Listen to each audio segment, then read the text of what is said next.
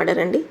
బర్నీ గారిని నామినేట్ చేస్తూ అతని గురించి కొన్ని పాయింట్స్ చెప్పారు. ఏంటంటే ఫస్ట్ థింగ్, బర్నీ గారు సేఫ్ గేమ్ అనేది ఇంకా ఆడుతూనే ఉన్నారు. రీఎంట్రీ తర్వాత సేఫ్ గేమ్ అనేది మానేస్తారు అని నేను అనుకున్నాను, కానీ సేఫ్ గేమ్ స్టిల్ అనేది ఇంకా తను ఫాలో అవుతున్నారు. దానికి ఎగ్జాంపుల్ ఏం చెప్పారంటే తనుజ గారు, బర్నీ గారు టాస్క్ గెలిచిన తర్వాత అతనికి సపోర్ట్ చేసిన వాళ్ళు ఎవరైతే ఉన్నారో వాళ్ళకి మాత్రమే బిర్యానీ అనేది ఈక్వల్గా షేర్ చేశారు. బిర్యానీ ముక్కలు అనేటివి ఈక్వల్గా ఇచ్చారు.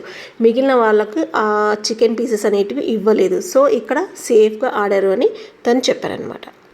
దీనికి డెమాన్ పవన్ కూడా, నేను బర్నీ గారి తరఫున ఆడినా కూడా నాకు కూడా అసలుకి పీసెస్ అనేటివి రాలేవు అని సపోర్ట్ చేశారు.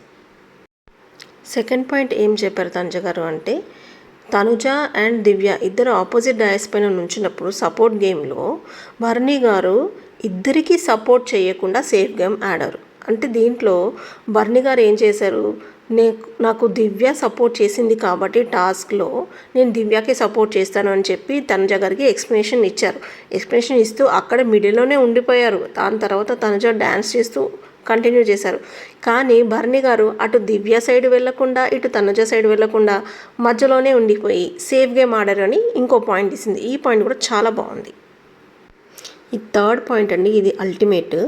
దీంట్లో బర్నీ గారి గురించి ఏం చెప్పారు తనుజ గారు అంటే, బర్నీ గారు సొంతంగా స్టాండ్ తీసుకొని తన తరఫున తను గట్టిగా వాదించడం అనేది చేయలేకపోతున్నారు.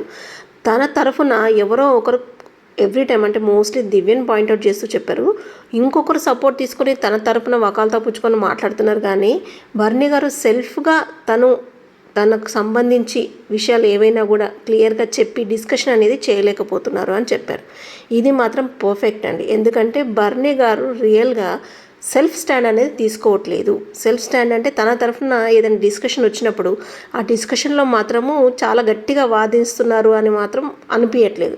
ఈ పాయింట్ కూడా తనుజ గారు చాలా పర్ఫెక్ట్గా పెట్టారు. దీనివలన మొత్తానికైతే తనుజ గారు ఈసారి చాలా మంచి పాయింట్స్ పెట్టారు.